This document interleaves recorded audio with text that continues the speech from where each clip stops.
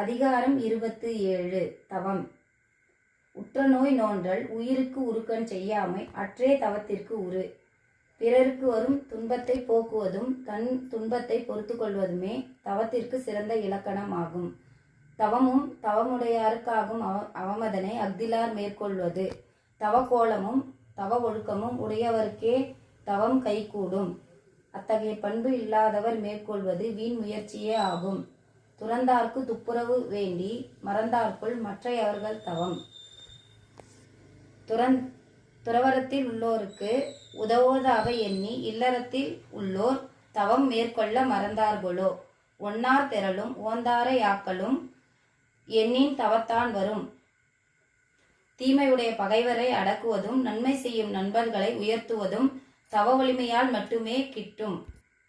வேண்டியாங்கு எய்தலால் செய்தவம் ஈண்டு முயலப்படும். நற்பண்புகளை தரக்கூடிய தவத்தினை விரைந்து அனைவரும் மேற்கொள்ள வேண்டும்.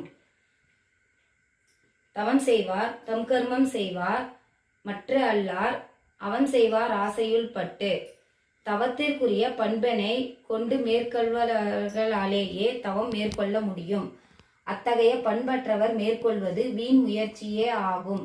சுடச்சுடர பொன் போல மிளிரும் துன்பம் சுடச்சுட நோக்கிற்பவருக்கு.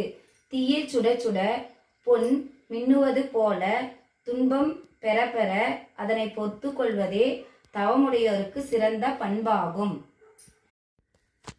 தன்னுயிர் தானென பெற்றானை ஏனைய மண்ணுயிர் எல்லாம் தொழும்.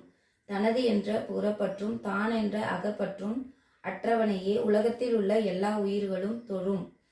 கூற்றம் குதித்தலும் கைகூடும் நோற்றலின் ஆற்றல் தலைப்பட்டவர்க்கு.